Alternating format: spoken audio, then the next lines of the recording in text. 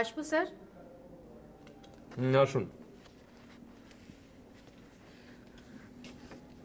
আমাকে আপনি ডেকেছেন স্যার? হ্যাঁ, বসুন।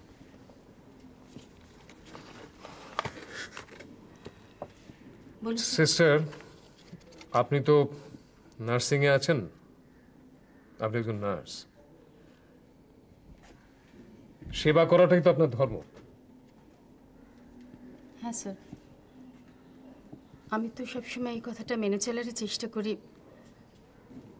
আমার দিক থেকে কি কোনো ত্রুটি হয়েছে স্যার? না, সেই জন্য আপনাকে ডাকিনি। আপনাকে একটা টেস্ট দিতে হবে, মনুষ্যত্বের পরীক্ষা। পারবেন? মনুষ্যত্বের পরীক্ষা? ফ্লুইডের বটলে ফাঙ্গাসটা আপনি প্রথম দেখেন, তাই তো? মনে পড়ে? হ্যাঁ স্যার। কি দেখেছিলেন? আমার তো ওটাকে ফাঙ্গাস বলেই মনে হয়েছিল। ফ্লুইডের বটলে সাদা সাদা কিসব যেন ভাসছিল। রাইট, আপনার সেটা ফাঙ্গাস বলে মনে হয়েছিল। আপনি দীর্ঘদিন ধরে এই ফ্লুইডের বটল ঘাঁটাঘাঁটি করছেন, পেশেন্টদের দিচ্ছেন, নাড়াচাড়া করছেন। আপনার এটাকে ফাঙ্গাস বলে মনে হয়েছিল, তাই তো? হ্যাঁ স্যার।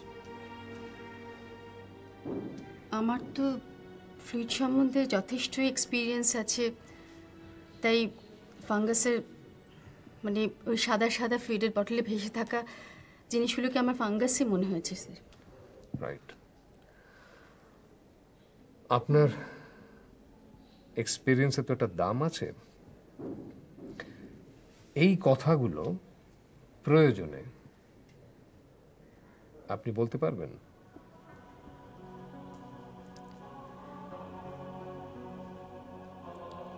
কি হলো? Any problem?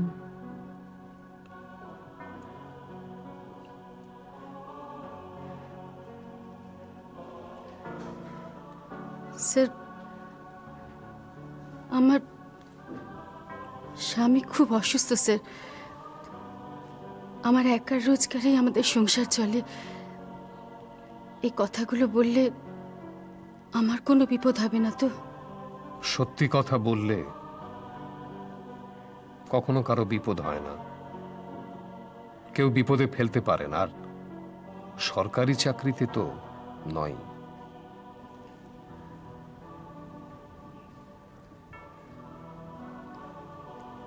আমি সত্যি কথাই বলবো স্যার। Thank you.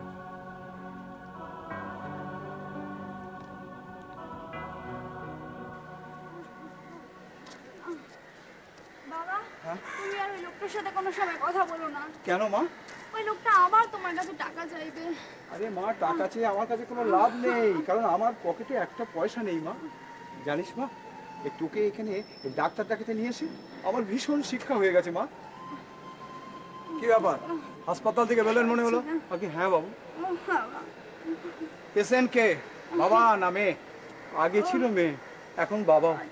মানে মানে জেনে কি হবে বাবু?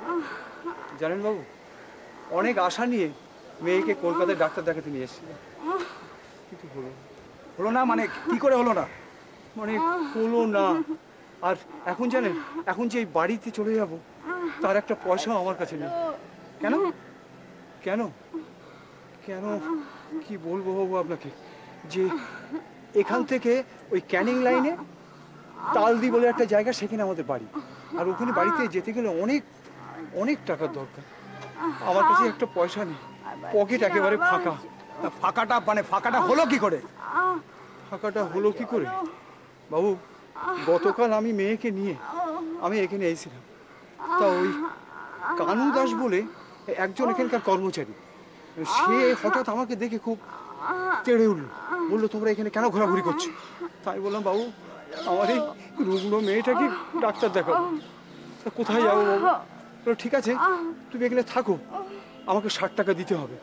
তা আমি ওকে 60 টাকা দিই। তারপরে ওই রুটি আর তরকারির জন্য আমার কাছ থেকে আরো 16 টাকা দিন। বলছেন কি আপনি? হ্যাঁ, কানু দাস আপনার সাথে চিটিংবাজি করলো? শুধু কানু দাস নয় বাবু, আর একজনও আছে। কি যেন নাম? হ্যাঁ, মনে পড়েছে, হাজারি। হাজারি না, হাজরা, ভোলা হাজরা। ভোলা হাজরা। তিনি তো এসে একেবারে আমাকে এই মারেন সেই মারেন। তাই বললাম, বাবু কানু দাস তো আমাদের এখানে থাকতে বলেছে বাবু, এবং আমাদের থাকার জন্যই টাকা নিয়েছে। উনি আরো রেগে গেলেন, বলে যে এখন আমার ডিউটি এখানে, সবকিছু আমার আন্ডারে। তা ঠিক আছে, তোমরা এখানে থাকতে পারো, তা আমাকে 20 টাকা দিতে হবে। তখন আমি তাকে 20 টাকা দিই। বলছেন কি আপনি? এই হাসপাতালে তো চিটিং ভাইয়ে মোসব লেগে গেছে। হ্যাঁ বাবু, শুধু তাই নয়, কানু দাস এও বলেছে যে আজকে সকালে এসে আমার এই মেয়েটাকে বড় ডাক্তার দেখিয়ে দেবে। কিন্তু বাবু অনেক বেলা হয়ে গেল, কই ডাক্তার বাবু দেখানো হলো না। না, আপনারা যাবেন না। এই মানিক চাক থাকতে আপনারা এভাবে চলে যেতে পারেন না। চলো বাবা, তুমি চলো। বাবু যাবো কি করে? যাওয়ার তো একটা পয়সাও আমার কাছে নেই বাবু। আরে শুনুন, নমস্কার, আমার নাম মানিক চাঁদ। শুনুন, মানিক চাঁদ কখনো পয়সার তো আক্কা করে না, বুঝতে পারলেন তো? আমি পিঁপড়ে ও চিনি খাই না। হ্যাঁ, আমি বড় বড় দাও মারি। শালা দাদা হয়ে, হ্যাঁ বোনায়, ছোট বোনের চিকিৎসা হবে না? আয় বোনায়, আপনি আসুন আমার সাথে। আয় আয় বোন, চল।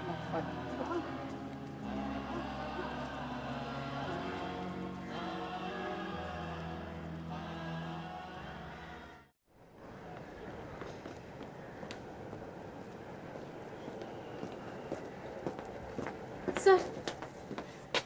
কিছু বলবেন? হ্যাঁ স্যার। আপনার খুব টেন্স লাগছে, কি হয়েছে? স্যার, আমি সত্যি খুব টেনশনে আছি। আমি কারোর কাছে আমার টেনশনের কথাটা বলতেও পারছি না। যদি আপত্তি না থাকে আমাকে বলতে পারেন। স্যার,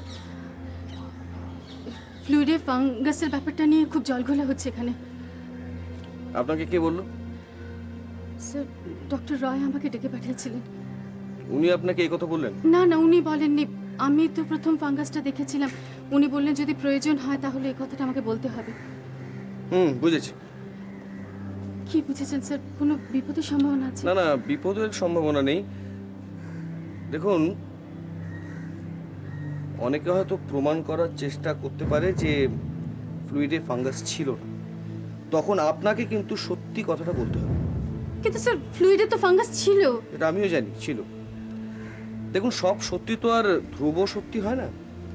মানে আজকের যুগে সত্যকে মিথ্যে প্রমাণ করাটা কোনো ব্যাপার না, সবটাই টাকার খেলা।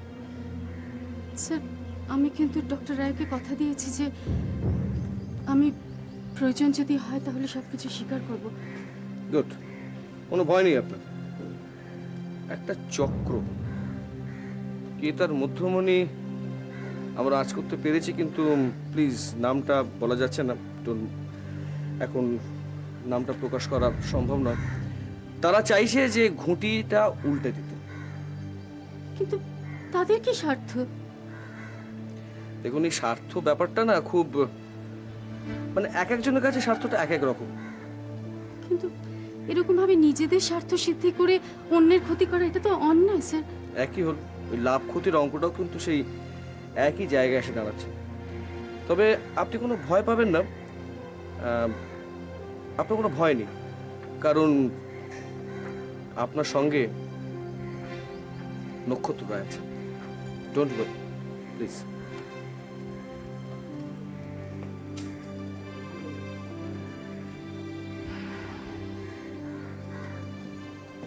হ্যাঁ, বার্ন কেসে তো রেনাল ফেলিওর হতেই পারে, সেটা তো অস্বাভাবিক ব্যাপার কিছু নয়।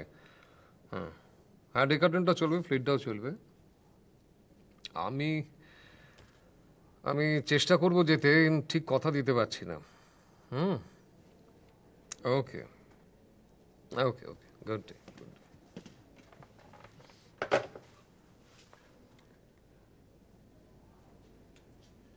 পারমিশন না নিয়ে ঢোকাটা কি ভদ্রতা? দেখুন, হ্যাঁ,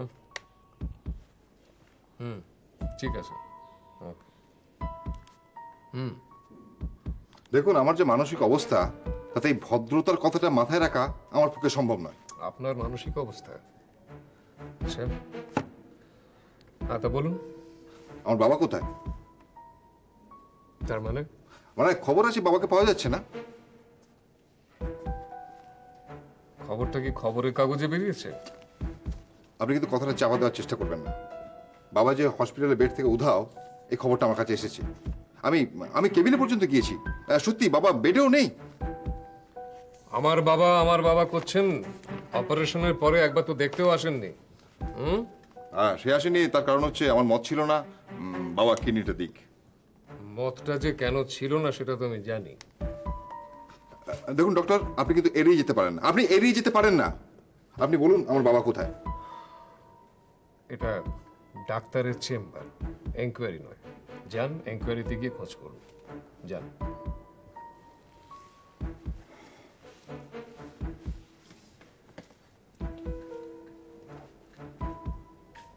আমার বাবা। হ্যাঁ হ্যাঁ, কিন্তু ব্যাপারটা আপনি জানলেন কি করে?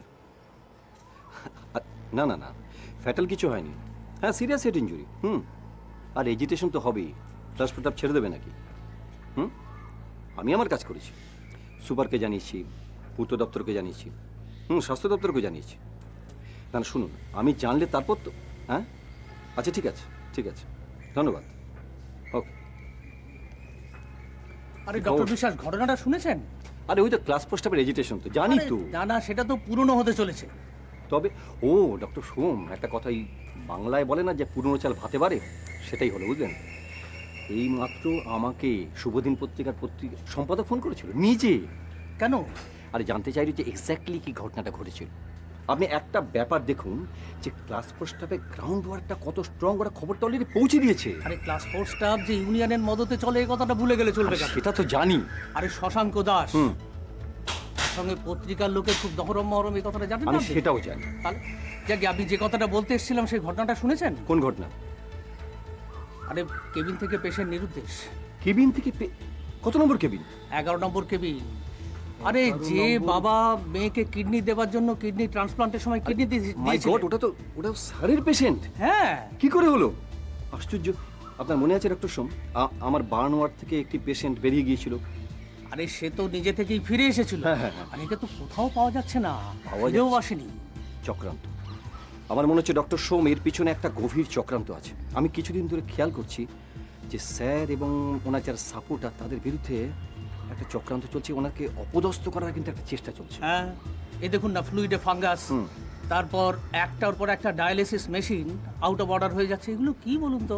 আচ্ছা, আপনি দেখুন যে আমার ওয়ার্ডে যে ঘটনাটা ঘটেছে, একটা ফ্যান সিম্পল ভেঙে পড়েছে, ইটস এ সিম্পল অ্যাক্সিডেন্ট। এটা নিয়ে সারা হাসপাতাল জুড়ে একটা তোলপাড় চলছে, আমিও কিছুই বুঝতে পারছি না। আচ্ছা, ওই 11 নম্বর বললেন না, পেশেন্ট তো শুনেছি যে ডেপুটি সুপারের রেফার্ড, সে নিরুদ্দেশ। কিন্তু সে নিরুদ্দেশ না তাকে সরিয়ে দেওয়া হলো, সে ব্যাপারে আপনি শিওর হচ্ছেন কি করে? সরিয়ে? ভাবু যে এরম একজন নিপাট ভদ্রলোক, একটা সেন্সেবল পারসন, সে কাউকে কিচ্ছু না বলে কয়ে, আমি ভাবতে পারছি না। মানে আপনার কথাটা কিন্তু একদম উড়িয়ে দেওয়া যাচ্ছে না। ব্যাপার হচ্ছে যেটা, যে একটা জিনিস কিন্তু আমি ফিল করছি, এই হাসপাতালের অবস্থাটা ধীরে ধীরে পাল্টে যাচ্ছে। স্যারের বিরুদ্ধে একটা লবি কিন্তু ভীষণ অ্যাক্টিভ হয়ে উঠছে দিনের পর দিন। তো ডক্টর সোম, একটা জিনিস আমি কিছুতেই বুঝতে পারছি না যে এর পেছনে নাটির গুরুটা কে।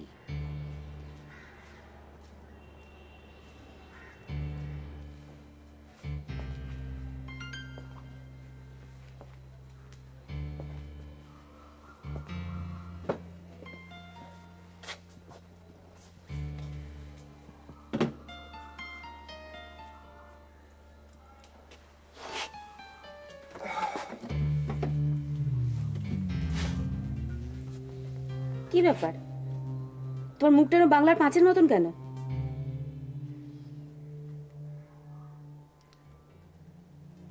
একটা খুব খারাপ খবর আছে জ্যোতি।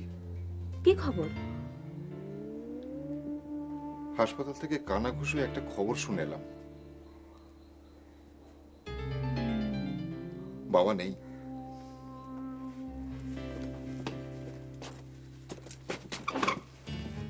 বাবা নেই মানে? বাবা নাকি আত্মহত্যা করেছে। আত্মহত্যা করেছে? এই খবরটা তুমি জানলে কি করে? সবাই বলা বলি করছিল। কিন্তু ডেফিনিট নয়। ডেফিনিট যখন নয় তাহলে কেন এত টেনশন করছো? তুমি বুঝতে পারছো না জ্যোতি, আত্মহত্যা করলে কত রকম হ্যাপা পোয়াতে হয়। এইসব পুলিশ টুলিশের ঝামেলা কে কে পোয়াবে বলো তো? কেন সব ঝামেলা হাসপাতাল পোয়াবে? তাহলে তো কোনো ঝামেলাই ছিল না। মানে দেখো, বাবা প্রথমে হাসপাতাল থেকে নিরুদ্দেশ হয়েছে, পরে আত্মহত্যার খবর এসেছে। হ্যাঁ, তাতেও তো দায়টা তোমার হচ্ছে না। বাবা তো হাসপাতাল থেকে নিরুদ্দেশ হয়েছে, তো তাহলে সমস্ত দায়িত্ব হাসপাতালের। তুমি বুঝতে পারছো না জ্যোতি, আরে এখানে কত রকমের ঝামেলা আছে। এই ধরো পোস্টমর্টেম রিপোর্ট তৈরি করা, তারপরে বডি শনাক্ত করা, তারপরে অনেক অনেক রকম ব্যাপার আছে। সমস্ত ঝামেলা হাসপাতালের ঘাড়ে চাপাবে। বাবা হাসপাতালে ছিলেন, আমার বাবাকে চাই, এটাই তো হবে তোমার স্ট্যান্ড পয়েন্ট।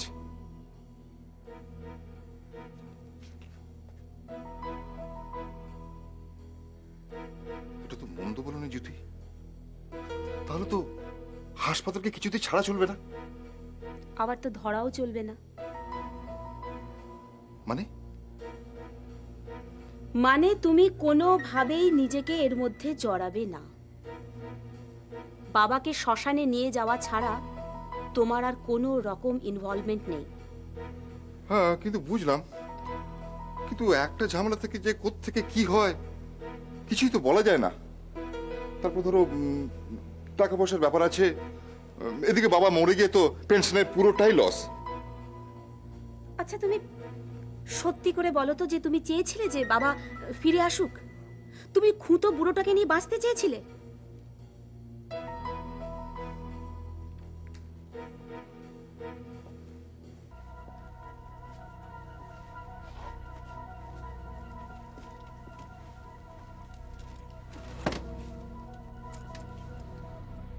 দেখো, তুমি টাকা পয়সার কথা বলছো।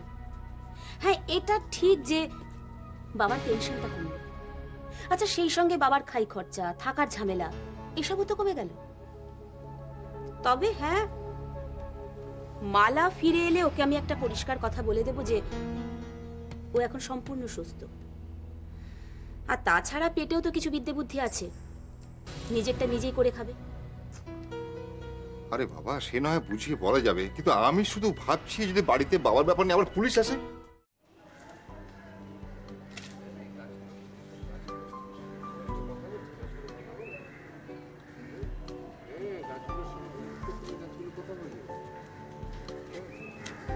বন্ধুরা যখন তোমার সঙ্গে কথা বলে,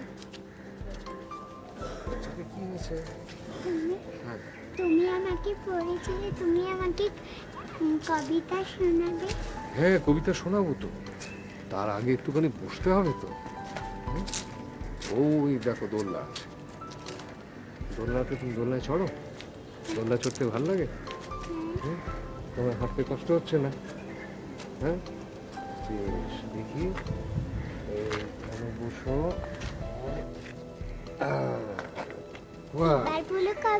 এইবার বলবো কবিতা, তোমার মতো একটা ছোট্ট মেয়ের কবিতা।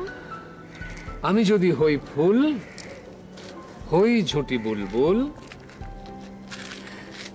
হাঁস যদি হই মৌমাছি একরাশ, তবে আমি চলে যাই, বাড়ি ছেড়ে দূরে যাই, ছেড়ে যাই অঙ্কের ধারাপাত, দুপুরের ভূগোলের ক্লাস।